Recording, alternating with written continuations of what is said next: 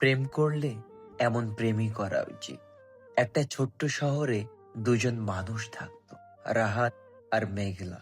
দুজনের পরিচয়টা ছিল খুব সাধারণ, কিন্তু সম্পর্কটা ধীরে ধীরে অস্বাভাবিক সুন্দর হয়ে উঠেছিল। রাহাত ছিল শান্ত স্বভাবের ছেলে, বেশি কথা বলতো না, কিন্তু মানুষের কষ্ট বুঝতে পারতো খুব সহজে। আর মেঘলা ছিল হাসি খুশি, প্রাণবন্ত।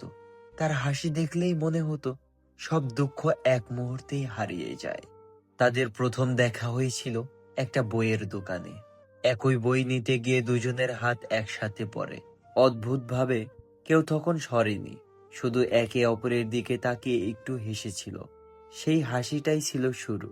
এরপর থেকে দেখা হতে লাগলো বারবার, কখনো রাস্তার মোড়ে, কখনো কফির দোকানে, কখনো বা শুধু হঠাৎ করে। কথাগুলো আগে ছিল সাধারণ, কেমন আছো, কি করছো, কিন্তু ধীরে ধীরে সেগুলো গভীর হয়ে গেল। রাহাত কখনো বড় বড় কথা বলতো না, কিন্তু মেঘলা যখন মন খারাপ হয়ে বসে থাকতো, সে শুধু পাশে বসে থাকতো। কোনো প্রশ্ন করতো না, কোনো চাপ দিত না। আর মেঘলা বুঝে যেত এই নীরবতাই সবচেয়ে বড় ভালোবাসা। একদিন মেঘলা অসুস্থ হয়ে হাসপাতালে ভর্তি হলো। সেই রাতটা ছিল খুব ঝড়ের মতো। বৃষ্টি পড়ছিল, আর হাসপাতালের করিডরে রাহাত একা দাঁড়িয়েছিল। হাতের ফোনে শুধু একটা মেসেজ লেখা ছিল, ভয় পেও না, আমি আছি। মেঘলা ধীরে ধীরে সুস্থ হয়ে উঠল, কিন্তু সেই সময় সে বুঝে গেল ভালোবাসা শুধু হাসির মুহূর্তে থাকে না, কঠিন সময়েই সেটা সবচেয়ে বেশি সত্যি হয়ে ওঠে।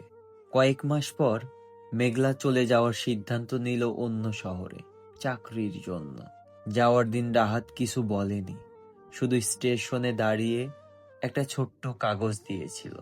কাগজে লেখা ছিল, আমি তোমাকে আটকে রাখতে চাই না, ভালোবাসা মানে দখল না, ভালোবাসা মানে মুক্তি। মেঘলার চোখে জল এসে গেল। ট্রেন ধীরে ধীরে চলতে শুরু করলো।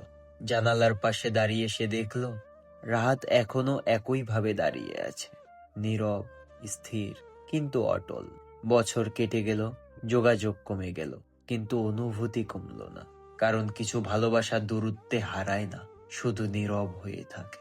একদিন মেঘলা ফিরে এলো সেই ছোট্ট শহরে। পুরনো বইয়ের দোকানের সামনে দাঁড়িয়ে সে দেখলো রাহাত ঠিক আগের মতোই সেখানে আছে, হাতে সেই একই বই।